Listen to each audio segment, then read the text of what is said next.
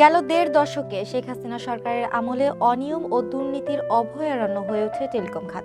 Salman F Rahman সিন্ডিকেটের প্রভাব বলয়ে বন্দী হয়ে পড়েন কর্মকর্তারা।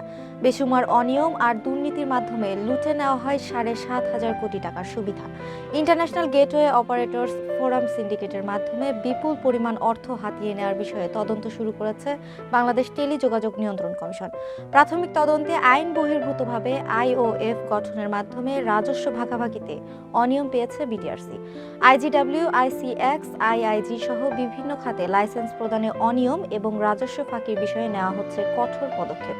বিটিআরসির চেয়ারম্যান অবসরপ্রাপ্ত মেজর জেনারেল এমদাদুল বারী সংবাদ মাধ্যমকে বলেন, লভ্যাংশ শেয়ার করা হয় লটারিতে। এখানে যে একটি গ্যাপ, এ নিয়ে ধোঁয়াশা তৈরি হয়েছে, এটি সিরিয়াসলি দেখার আছে।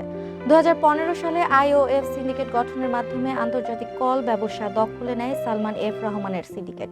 অভিযোগ আছে, ভয়েস কলের নামমাত্র ট্যারিফ নির্ধারণ করার জন্য বিটিআরসিকে বাধ্য করেন আওয়ামী লীগের এই প্রভাবশালী নেতা। চেয়ারম্যান বলেন, কল টার্মিনেশন রেট বিশ্বে যেসব দেশে কম তার মধ্যে একটি বাংলাদেশ। তাতে লাভ হচ্ছে ইন্টারন্যাশনাল ক্যারিয়ারের আর ক্ষতি হচ্ছে সরকারের। লাভ পাচ্ছে না সরকার। এই ট্যারিফটা কতটুকু বৃদ্ধি করা যাবে কিংবা আদৌ করা যাবে কিনা তা যাচাই করা দরকার। রাজস্ব ফাঁকি দেওয়ার পাশাপাশি আইওএফ সিন্ডিকেট মোবাইল অপারেটরদেরও টাকা ফাঁকি দিয়েছে। বিটিআরসির কাছে এমন অভিযোগ জানিয়েছেন অপারেটররা।